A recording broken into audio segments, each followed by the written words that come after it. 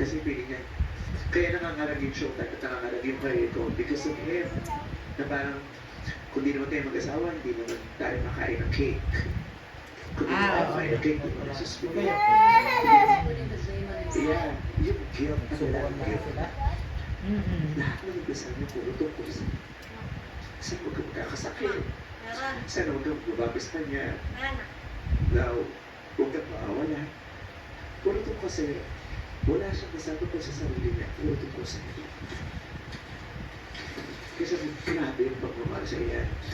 And even the people closest to us, kita-kita nila yun. The people who really know us, alam, sinasabi, grabe yung pagmamahal sa iyan. Dagdag pa ni guys, dahil sa pagsubok na ito, mas naging matatag ang kanilang samahan ni Iron. Hindi rin nagpahuli si Bai sa pagbibigay ng pagmamahal at inspirasyon sa LGBTQIA community na tumano sa loob ng Sabado. Tating. May ako eh. Pero hindi porkit may pribilehyo ka, eh iiwanan mo na yung mga kasamahan mo na hindi nakakatanggap mo. Diba? Hindi porkit matanda ka na at may pera ka na, iiwanan mo yung mga tulad mo na hindi nakakakuha ng pribilehyo na nakukuha mo.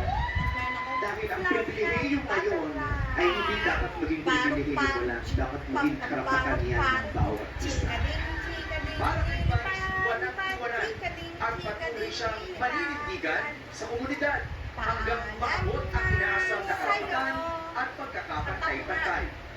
MJ Felipe, ABS, Yan News.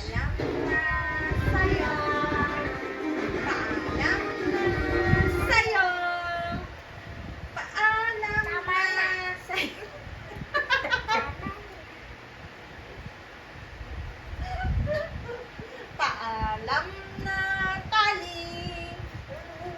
Paalam na tati. Aalis na ako. Bye. Bye, tati. Uuwi na ang mama. Ay, nakita din niya Ano mga ba? yan. Nandun lang naman din sa mall. Kasama daw siya. Parang tumira sa Echo. Hindi, pwede. Lula, ikaw lang.